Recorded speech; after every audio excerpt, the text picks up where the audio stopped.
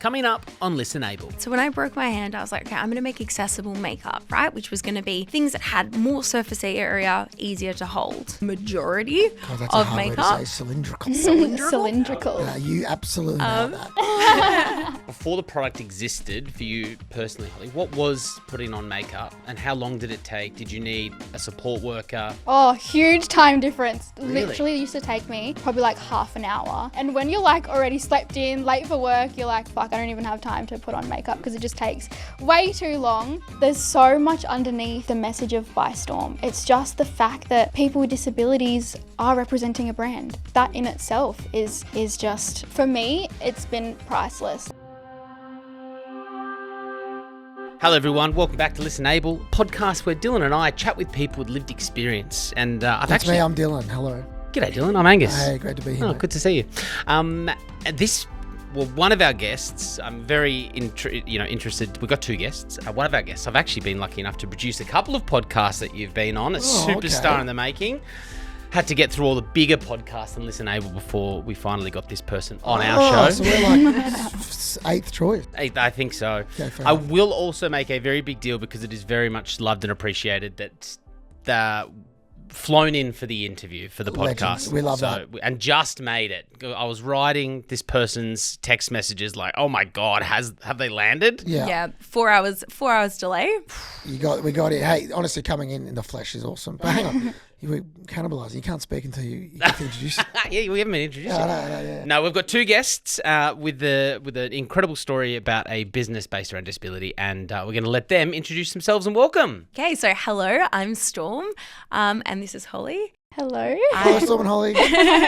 Hello. And I am the founder of ByStorm Beauty, very aptly named. I promise there is a story behind it. It's not just a company after myself. It's okay. I have a foundation called the Dylan Alcott Foundation. So I'm against Yeah, it. but that makes sense because you're a man. Right, okay, that's good. I love that. I am on a mission to make beauty more accessible, and Holly is absolutely my muse in all of it. She's the face of ByStorm and just the whole reason why I'm doing it. So ByStorm Hang on. Can Holly introduce yourself, please? Yeah, hi guys. My name's Holly and I am the brand ambassador for ByStorm Beauty. Very, very lucky that I get to be the face of such an important brand.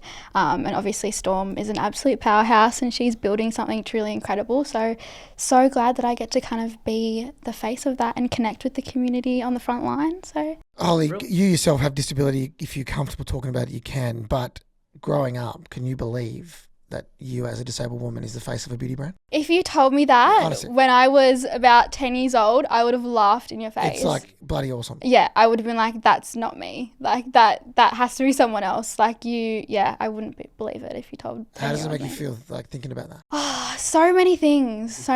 Like just so empowering and so like what it has done for my confidence is just incredible. And like being able to connect with other beauty lovers in the disability community, like it's done so much for me and I hope it's done just as much for them too. Like seeing a true advocate and ambassador that has a love for beauty, like it's so important for especially young girls to see that. So yeah, feeling very proud and just all the things.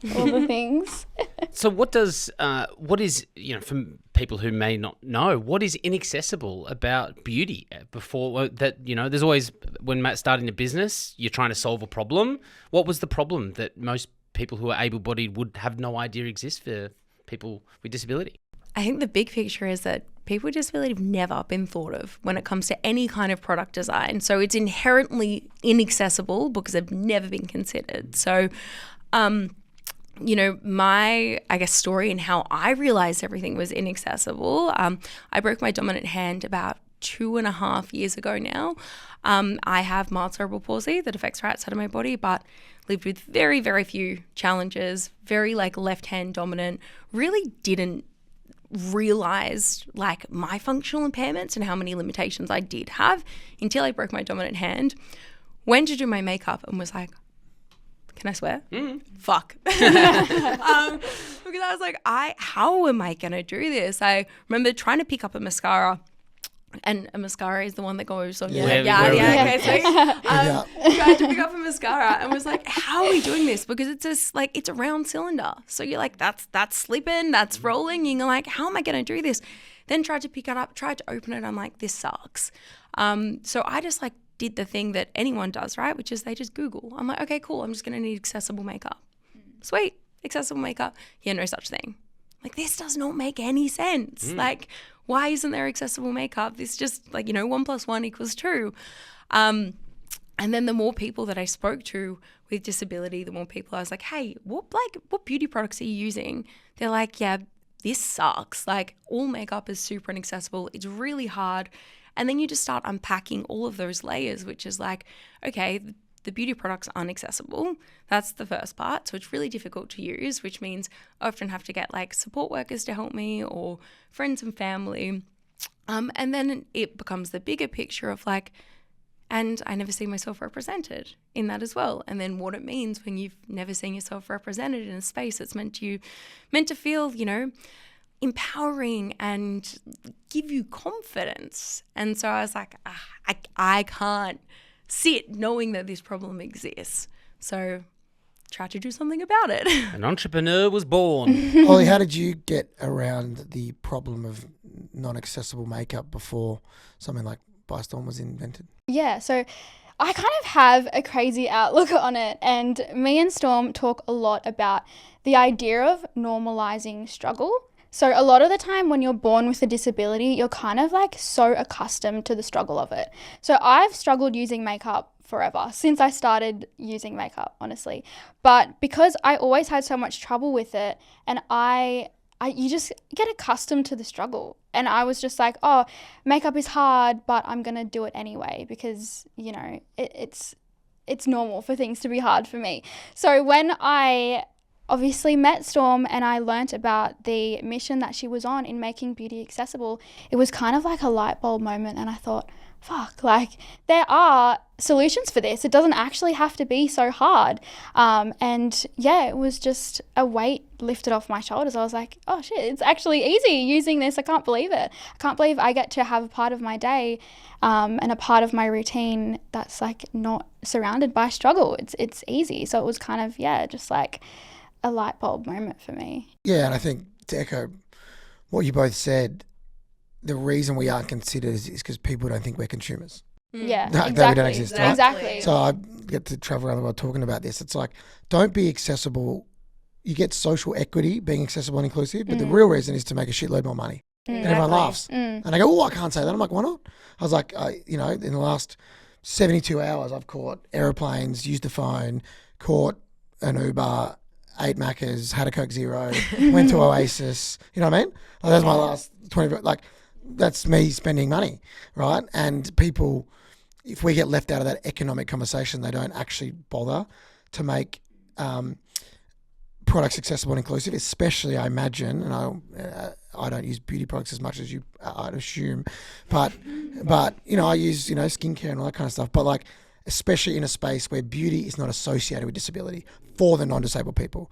So how, was that like a hurdle that you had to overcome to convince people that we kind of did exist in this space? Yeah, absolutely. And it's still something that I'm really challenged with. The amount of times I have a conversation with someone and their response is, oh yeah, but like disabled people, they don't need makeup. Like why would they need makeup? And It sucks. Yeah, it sucks. And it's a very confronting thing to hear it again and again and again, and you realize how deeply entrenched ableism is for so many people, and there's this huge dehumanization of something. That's what I was just about to say. It's about like the humanizing of disability as well, and that's when like advocacy can actually become really confronting too, because you're like, all I'm doing is advocating for the humanization of disability, because when people see you as a human, they see you as, oh, they want access to beauty products, they want access to be able to catch a plane, they want access to be able to go to Macca's and get a frozen Coke. You know what I mean? So it's like, advocating for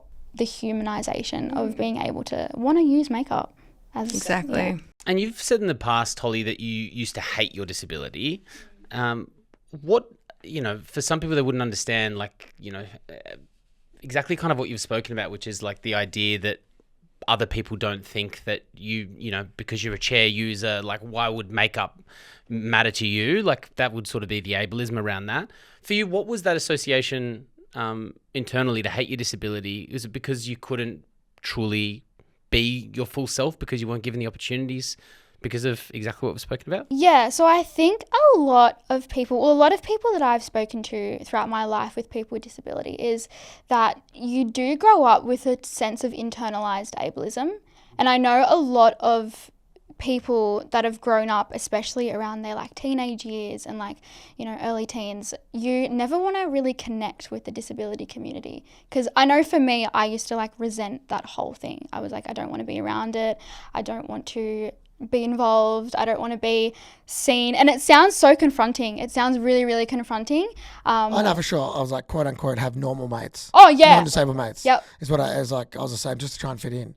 And I was like, if I have more, if all my normal, inverted commas, non-disabled mates, if I bring another mate in a wheelchair, they'd be like, oh my God, it's like a bloody wheelchair Yeah, party. exactly. Like one other, but now I'm like, fucking So true. So now. Exactly. Now I'd be like, of course my friend Holly's coming to the pub. 100%. But back then I'd be like, oh my God, if I bring Holly, like it's going to be like a wheelchair convention. Literally. Because I was just trying to fit in when I was like 16. You know? So I'm with you. Yeah. Which is ridiculous now. I know. Looking back, I'm we like, were fuck, why did I we had think that? shame about it, our own self, our own shame story. So much shame. And it's so hard to break out of that. And it wasn't until I got a job in the NDIS sector and I met Storm and I was able to obviously build more connections with people with disability, I realised, oh my God, you guys are actually a cool lot. Like, why didn't I connect with you guys sooner? So it definitely helps your inner self accept your disability more.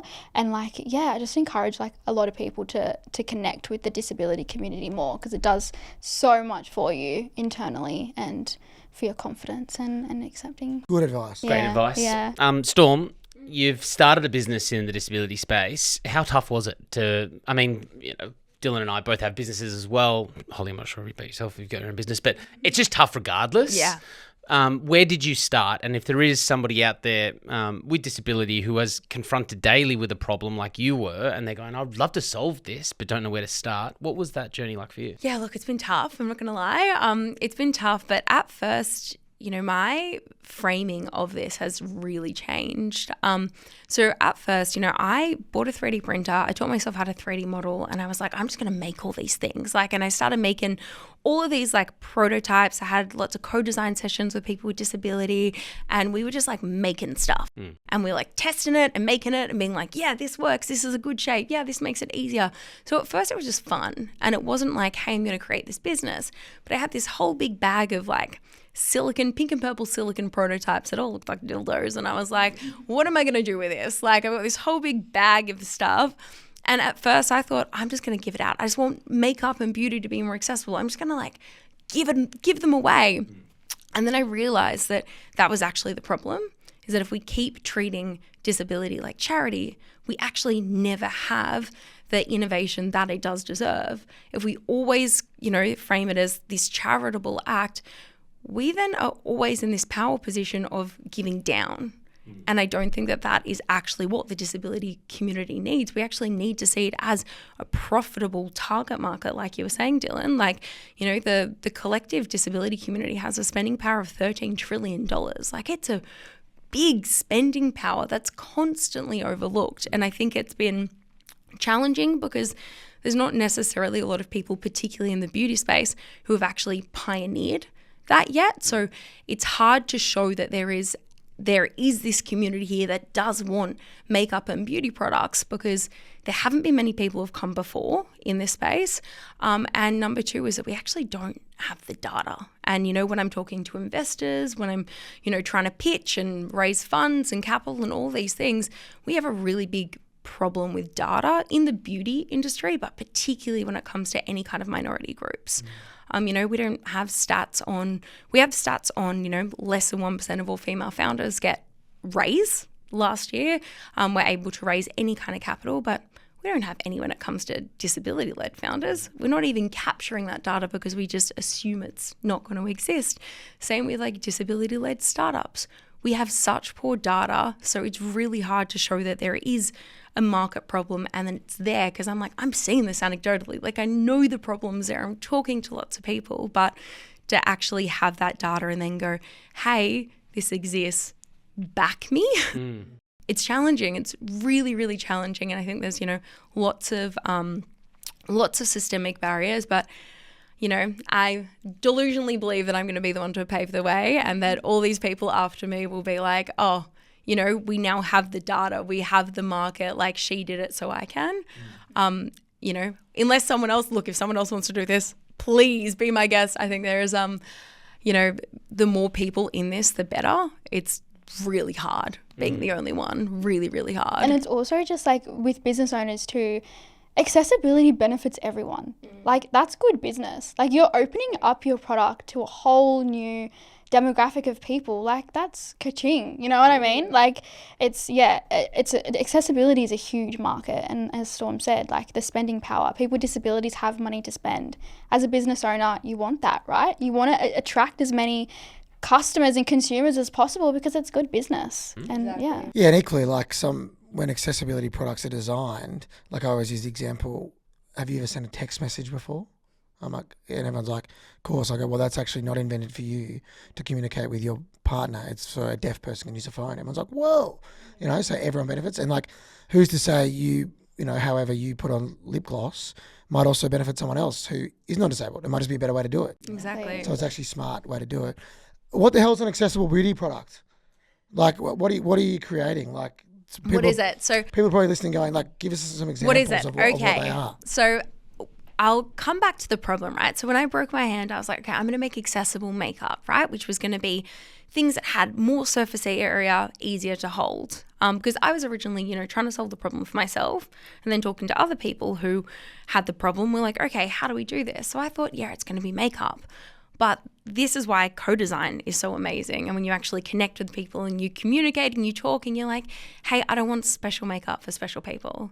What I actually want is to be able to use the same products as my friends. I want to use what's viral on TikTok. I don't want special stuff. Be able to walk into a store and get any makeup that everyone, Exactly. Mecca.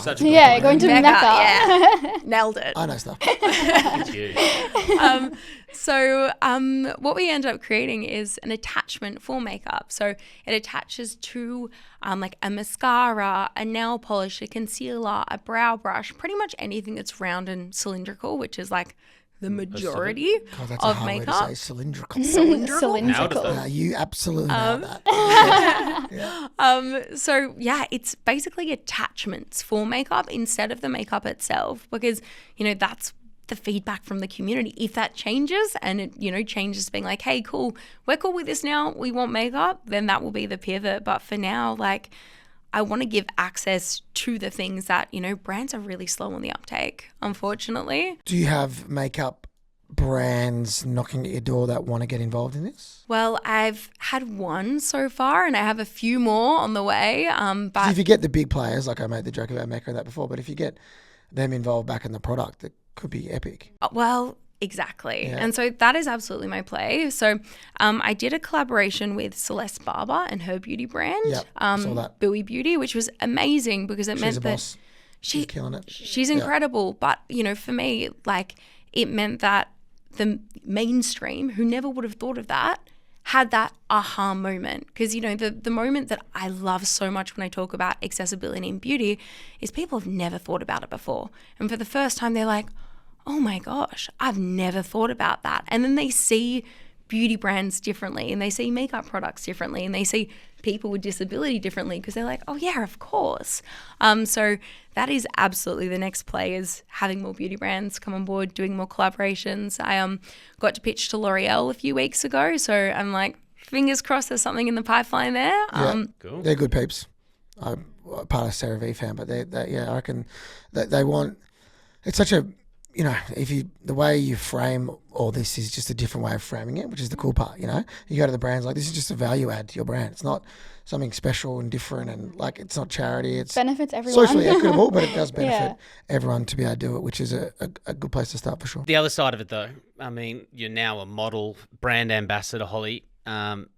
what about the days you just don't want to wear makeup, but this is the brand now, looking great for the cameras today, but what about those tracky days when you just want to go down still obviously able to do it, but do you feel a little bit of like, oh God, I've got to represent ByStorm at all times? Oh, well, it's in the message, it's not just the makeup that's about it. There's so much underneath the message of ByStorm. It's just the fact that people with disabilities are representing a brand. That in itself is just, for me, it's been priceless. Like, it's such an incredible thing to be able to do as a person with a disability, because like I said, a lot of young people growing up, they aren't they don't see that. And especially like I didn't see that growing up either. So just the fact that you can be a person with a disability representing a brand that's getting pitched to L'Oreal, it's getting pitched to Celeste Barber, like that is just a message in itself. So yeah, tracky days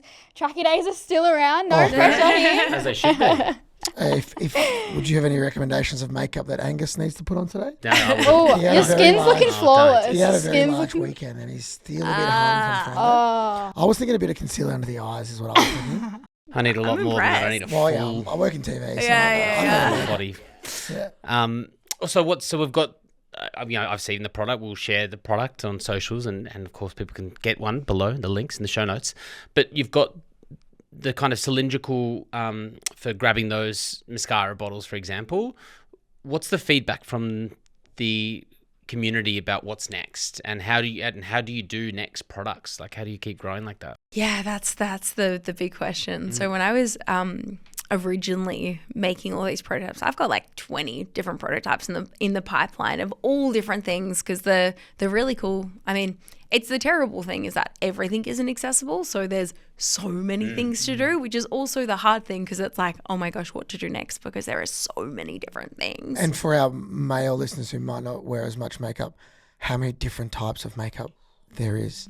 Like working So in many. TV, honestly, I'm like, what is going on here? Yeah. Or having a partner, like, you know what I mean? You're like, whoa, Yeah. like there's so much. And to cater for all the different shapes and sizes, I couldn't imagine the thought process of where to pick, where to go next, Yeah, it's definitely challenging choosing next products. Working on opening at the moment, because like one of the biggest challenges with everything is actually like, how do you open the product to start with? That's my biggest thing is opening. Yeah, opening is really challenging. So working on something that What are you helps thinking? people open. That's a great idea. Yeah, so Is it a secret? You don't have to tell me. No. Tell me. Okay. Gatekeep. basically like a skincare and makeup opener. So like something, the caveat with everything, right? Like you guys have seen the Foundation open clippy thing? Like kind Yeah. of. So like, how you've got like those really ugly like jar openers, like the assistive tech jar openers. Picture that, but like gorgeously beautiful. So it sits on your vanity and it's something that like you're proud of. So like with everything, what we want to do is not necessarily like reinvent the wheel, but what we want to do is actually just like make things beautiful. Because like with assistive tech, as you guys would know, like we designed for function, and we stop there because it's like, people with disability, they don't want pretty things. No. Exactly. This is part of like the humanizing, which is like, you're a human, I'm a human. We both want pretty things. Let's make things beautiful. Yeah, the wheelchair I'm in is called Rove Wheelchairs, which I'm I love row wheelchairs. but like we always say, which I'm part owner in. Yes, I use the function to get around, but I like wear clothes every day. I want to look sick. So as well. true. Like it's a fashion item as well as performance, right? And then when you say to people, they're like, "No, it's not. It's just to get you from A to B." And it's like, but it's not. Like we all have different cars, like it's Exactly. look, you got a Exactly. sick chair that you're in today. Yeah, and when I always get my chair fittings, they're like, "Oh, do you want the flowers and the crazy patterns on your chair?" And I'm like, "No, mate, I want the matte black finish. I want it to match all my outfits." Like the one thing I've learned about work, being with Rove, people get like fluoro pink, purple, and green I combo know. chairs, and good on you if that's what you love.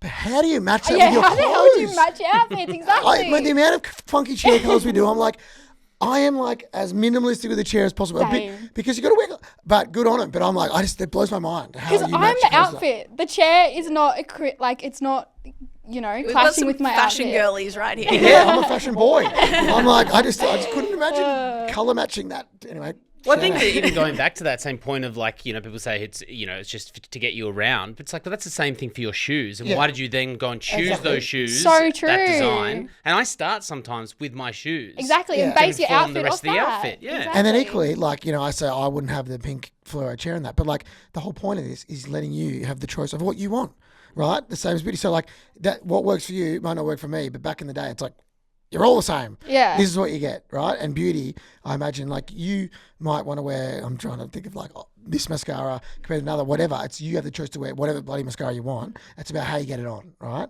And it's about having that choice to make those decisions. And is that what you've felt from the community? Like you've got such a great fan base now.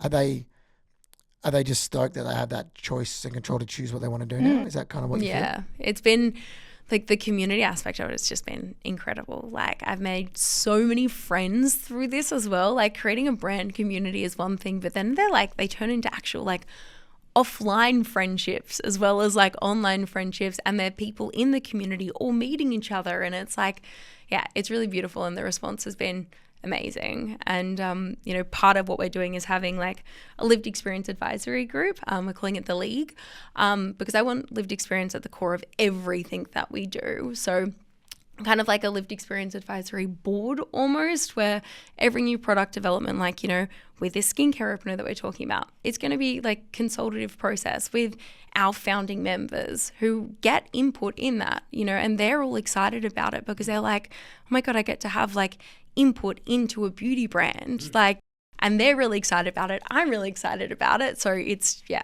been incredible. Yeah, from a business perspective, like that brand journey, if somebody feels like they're coming along for that, they're going to be with you for life. That's so important. And I think everyone knows across socials, for business, it's tough to always be front facing, but it is really important to, share that story and let other people share theirs. So I think that's a smart business move as well as growing an epic community. So you've got 2025, I'm already kind of heading towards it's nearly finished. We're done, yeah. I've wrapped It's it over. Clearly after your weekend antics. I've certainly wrapped it up. We're Friday tapped will not out. be repeated. Surprised you're even here. Me too. So what's 2026 look like? Do you look at like, do you work in quarters? Do you work in calendars? Because, from the business perspective, where are you at on the journey? What's next year's plan, but what's the end goal as well? What's the big goal? Look, world Blue domination. sky. Yeah, world domination. Yeah, world really. domination. I have to What does that say mean? Look, I want to get into retail. That's where we're at the moment. So I'm talking to a few of the big retailers. But for me, it's like retail's in two parts. And there's the reason for it is because the feedback that I get from the community at the moment is to go into like a Mecca or a Sephora can feel uncomfortable because the people in there don't really know how to necessarily recommend products. And not their fault either, No. it's such a tough one. Like, it's because they haven't been exposed to it, so it's just a tough one for everyone. Exactly. And like, Mecca does inclusion training, which is incredible, but it doesn't include people with disability Oh, no way. in that inclusion training. There you go. And so, what I want to do is I want to get my products into the retail stores, absolutely, but I want to see people with disability in the retail stores and feel comfortable going into the retail stores. And, I don't compete with beauty brands, which is the really unique part of Yeah. it. Honestly, I thought you complement. did before this chat, which is cool. So, yeah, like, I mean, you can if you want, but it's like, it actually it's a potential to have a really nice ecosystem. Absolutely. because you're complementing the beauty Yeah, brand at the end of the day. Yeah. It's going to make more sales for them. Exactly. If anything, it's, blue ocean, baby. Exactly. Blue ocean. Yeah, I like that. So what's the end goal? 5 years, where are we? Look, 5 years, we are in the UK and the US. Like, I want global expansion. I think, disability is global. It is not Australia specific. Yeah.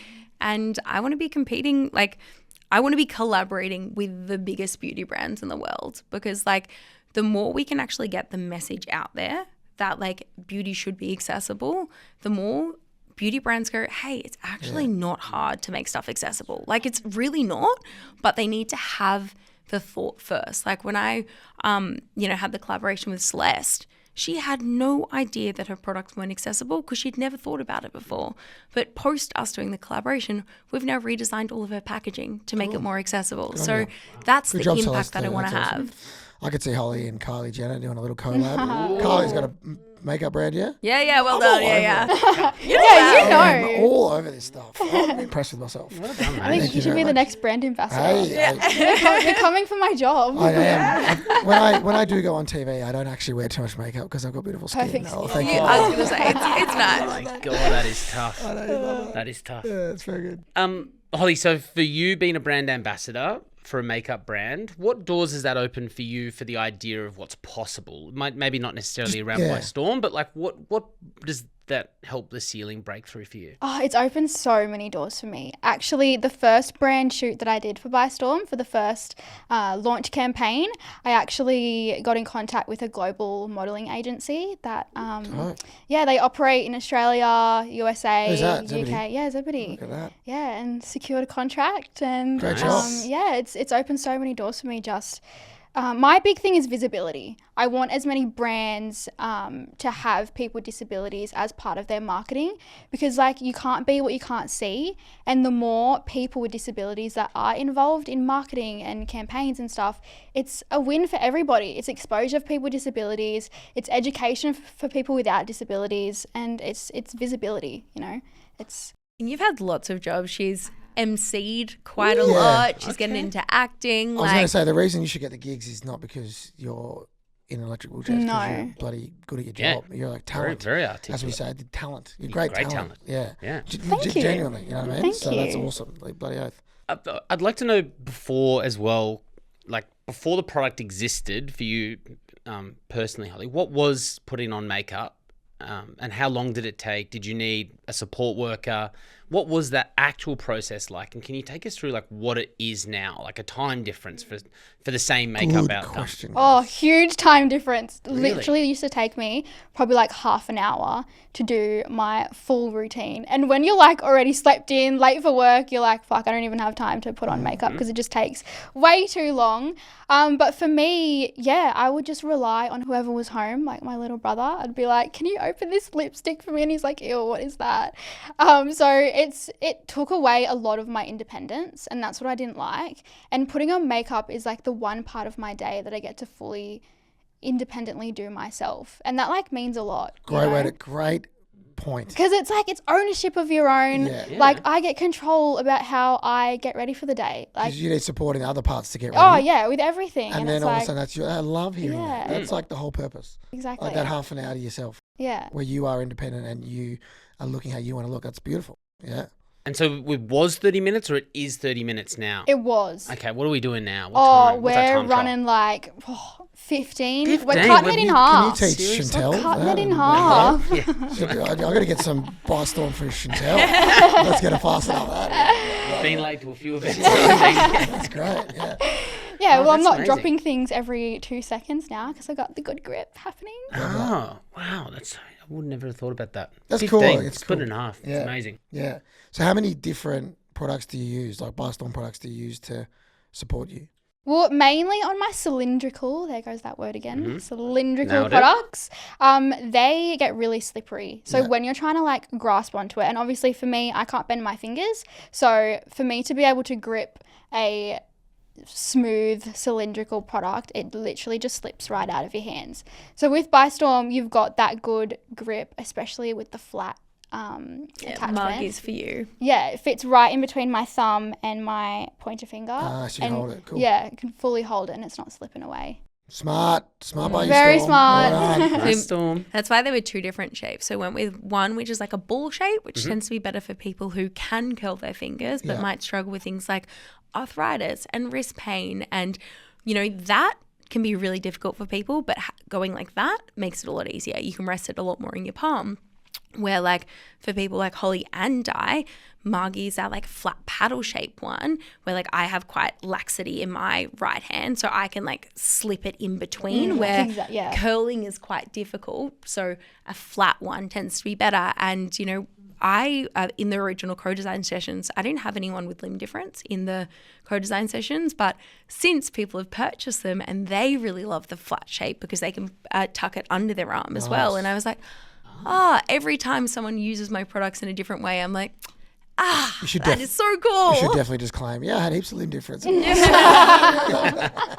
That's That's good. Yeah. And then kind of a secondary to that, how has it been getting sort of difficult feedback when you haven't, at this stage, kind of fulfilled the needs of every person? Because I imagine disabilities so varied and everyone's got individualized things that they need. I imagine everyone's like, what about me? What about me? You didn't do this for me.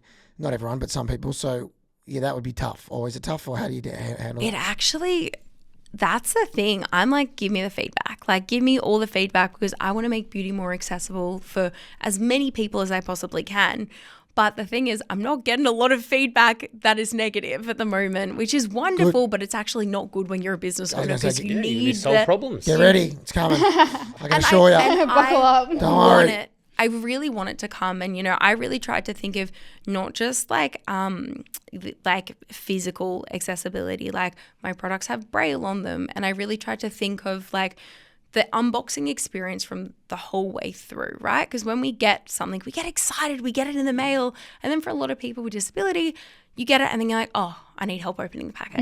Like, oh, this is annoying. I'm going to need help now. So, you know, I custom designed all of my mailing boxes. So they have an easy tear strip and they have a ribbon that you can put your finger through. And then on my box inserts, they have Braille on them that has a QR code that scans to audio and visual instruction. So I'm trying to make sure that every touch point of the brand is as inclusive as possible. Very considered. And, you know, like I learned in this journey as well that a lot of people who are blind or low vision use makeup and want to use makeup in different ways. So I'm trying to think of every part of the community, but it's absolutely not perfect. And the thing is, I'm on level like 3,000 of the products, right? Like, because, you know, there has to be a point where you have to commercialize and you have to go, okay, I need to bring the product to market. But because you've looked at it so much, you're like, oh, but this could be different. This could be different.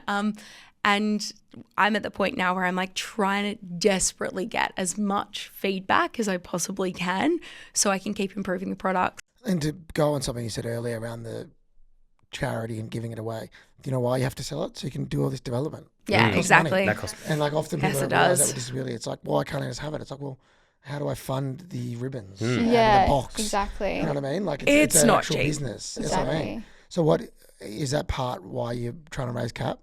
Yeah, absolutely. Yeah, to scale it? Yeah, you know, at the moment it's just me. It's all bootstrapped, and it's been very expensive. And you know, I still work full time. Yeah, I was So going I to say, can do this. I was about to ask you about, do you still work full time outside it? What do you do? Oh, don't hate me. I work in the NDI space. Why would Same. I Controversial. NDI's changed my life. So NDI is incredible, all the but negative crap. There are negative parts, of course, like anything, but it's great. yeah, no, I've been in the NDI space for like 10 years and I've done pretty much every role you could possibly think of in the NDI space. So at the moment I work in like as a consultant in like quality and compliance. It sounds very boring, but I love systems and processes and compliance and all the really, really boring stuff. Yeah. And you're at the NDIS too? Yeah, so I am the receptionist and administration officer for a SIL provider in Sydney. So What's a SIL provider for everyone playing at home? supported independent living. Thank you. So we provide services to people who want to live independently and give them the 24-hour on-call support. Do you live in SIL? No, I don't, but I am hoping to in the next couple of years. Very long process to be approved for stuff like that. Well, just got a more calls to the receptionist. No, just Yeah, kidding. please don't call me. Joking. I can't do anything about it. No, but it's been amazing. Like, obviously being the front of house for a company, you get to connect with a lot of really amazing people in the community. So I love that part about it. Brilliant. And I love that this is a startup in all true sense of the word, you know, and I think it's an amazing one. Thank you so much for coming down and sharing your story in person. It's so appreciated. It makes a big difference as well for Dylan and I. Like, we are doing virtual records today because, you know, not everyone can be here. But geez, it's nice to, you know, touch the flesh and give hugs. So thanks very much for making that effort to be here. Finally, Bowl of Uncomfortable. This is actually, you're going to love this one, Holly. Oh, God. Well, the Bowl of Uncomfortable usually is for us to ask you guys, you know, precarious, you know, edgy questions in the hope that maybe makes people feel more comfortable in the disability space. But Holly, I'm going to leave this one to you because you've got a little bit of a Bowl of Uncomfortable for Dylan. What's Back this? when you were 13 years old. Yes. Rip in. Yes. Go for gold. So- Dylan has no idea, by the way. Yeah. I don't know if you remember this, but when I was 13, I did a speaking gig for Australian Unity for International Day of People with Disability. Yeah. And Where was it? it was in Sydney. Okay. How long ago? I think it was, I was 13, so about 2017. Yep. And you were my fellow panelist. Nice. And we sat next to each other. And after the speaking gig, you were like, you speak really, really well. Let's work together. Let's do something together. You were working on Triple J at the time. Nice. And you were like, you need to get on the show and come speak with me, be a co-host. I'm like, hell yeah, I'm Good. 13, this is my first gig, like, let's go. So you got me in contact with your brother, Yeah. Zach. Good man. Did he Yeah, get in touch good with you? man. No. Oh, so I didn't ghost you. Ghosted. That's not He me. found his way around it. He's found his Well, way hang around on. it. 7 years later, we have a Yeah. platform. I made my right. way back. I you're manifested back, my baby. way back. Yeah. Yeah, Apologies that happened. No, there was a lot going on that year. But yeah, not you good kind enough. of popped off after that. yeah. So it all I was like, happens. He- I'm he gonna went let him from- have his moment. I'm Thank not you. gonna. But hey, it took me 8 years. We're doing it right now.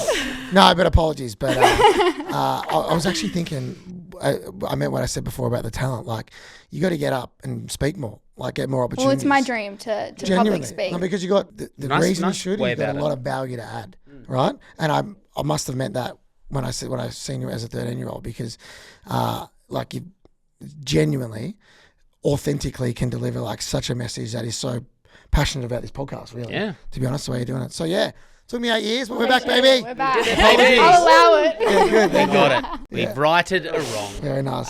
Thank you so much, Storm. Thank you so Thank much, you Let's so Holly. have much. 3 quick ones. Oh, you wanna do- Oh. yes, we want to do these rapid fire questions. Oh, okay, quick. All right, blokes Let's asking go. rapid questions about makeup. Let's go. But we've got to wrap, so Yeah. can't go too long. Yep. What's one beauty rule that's absolute rubbish? That there are beauty rules. Ooh, good one. What about you, Great Holly? answer. Oh. Can't copy. Oh, fuck, I was going to, I echo that. Pop out, but I'll give it to you. Next one. You got Whose makeup bag would you love to snoop through? Holly's. Oh, you have She- snooped through my makeup bag before. She's got a lot of makeup. This girl, like, the paycheck goes to makeup. Yeah, Nice. literally. what'd you have? But it's not like, I thought it might be like a Kardashian or something like that, Oh. Like I was going to seeing a say medicine Kylie cabinet. Jenner, She'd Yeah. have a great because it would one. be really, really cool to have a makeup bag full of makeup with your own name on it. What That would be good. But- Yeah. I'd True. also be very curious to see. But do you think her makeup's in her bag? That's what I was No. going to say. True. Nah. Honestly. I don't think she uses It'd have it. to be a makeup artist. Like, it'd have to be a She makeup wouldn't artist want that bag. she doesn't have a makeup bag. Exactly, her makeup artist does. Good point. Secondary, No, I don't reckon she's using it. I think she'd be using. Have you met her? I haven't met her yet. I have. Yes. Yes. Yeah. I have. Yeah, on radio. How was she? She's lovely. Yep. Yep. Chloe's my favourite. I've interviewed 3 of them. 3 of the ladies. Wow. Chloe was fantastic. Though I did do a selfie. Can I tell you a funny story? Now you can tell something about your podcast. I thought I was going to kiss Kim Kardashian. Oh my gosh. This is pretty funny. We found our social Let's go. Let's go. Give us this. Well, Yeah. Well, I interviewed her in Sydney in a hotel, and then I was like, she's like, do you want to get a photo? And I was like, yeah. And she grabbed me by the hand, took me into the bathroom to take a selfie. And I was like, Ooh. are we making out here? Of course we didn't. And she was also with Kanye West at the time. But that was my thing. I was like, there was Never told me. Haven't haven't I? That's a gangster. Yeah, I'll show you I this. love I've that. got A girl selfie. holds your hand and you're like, yeah, we're kissing. Storm, I was about 24. That was Lucky. a pretty good thing back then. Lucky Kanye didn't come knocking on your door. I know, and I was a huge Kanye fan, so I would have respected the boundaries, of course. Oh, That won't make the edit. Hey, Okay, so the makeup bags, yes. She went for the photo and Angus is like this. I did not. I just left and I was like, should I have lent? And was you a can married catch ma- that married clip woman. on That's Instagram and hilarious. TikTok. And then last one. Amma, what makes you feel beautiful now that never used to? ooh, not wearing makeup. Nice. Oh, great answers. Actually, yeah, I would say not wearing makeup. I think as you get older, you start to become a bit more confident in yourself and get to accept yourself in all the different versions. And there was one point in my life where I wouldn't go out of the house without makeup on. I just couldn't do it, wouldn't want anyone to see me. And now I'm like, no, this is fine. In every version, I am beautiful. And that's taken a very long time to get to. Good on you. Love hearing that. For me, I think unlocking that new sense of independence makes you feel so empowered and have a whole new relationship with makeup and how you choose to present yourself.